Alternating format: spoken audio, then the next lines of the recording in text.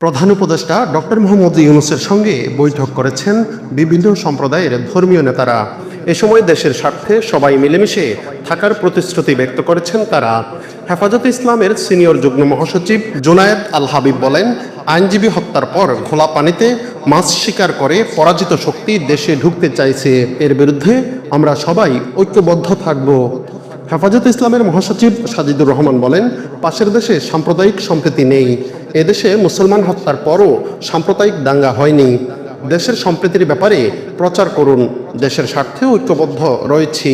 শায়েখ আহমদুল্লাহ বলেন, সংখ্যালঘুদের নির্যাতনের ব্যাপারে আমাদের আলাদাভাবে মনোযোগী হওয়া প্রয়োজন। আমাদের মধ্যে কোনো বিভেদ নেই। যারা বিভেদ দেখানোর চেষ্টা করছেন তাদের কথায় বিভ্রান্ত হওয়া যাবে না। রামকৃষ্ণ মিশনের মহাজন স্বামী হরিপ্রেমানন্দ বলেন, বৈঠকে ধর্মীয় সম্প্রীতির বিষয়ে আলোচনা হয়েছে। আমরা নিরপেক্ষ ও অসাম্প্রদায়িক বাংলাদেশ চাই। এই সম্প্রীতি রক্ষার বিষয়ে আলোচনা হয়েছে।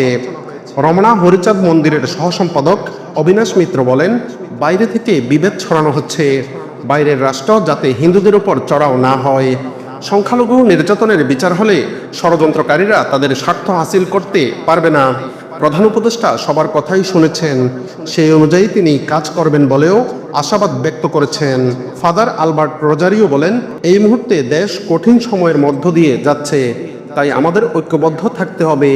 ইসকনের ব্যাপারে হিন্দু ভাইদের মনে ক্ষোভ রয়েছে, সেই ক্ষোভ নিরসনে কাজ করতে প্রধান উপদেষ্টাকে বলেছি। এ সময় চিন্ময় কৃষ্ণ প্রভুর জামিনের ব্যবস্থা করারও দাবি জানান তিনি।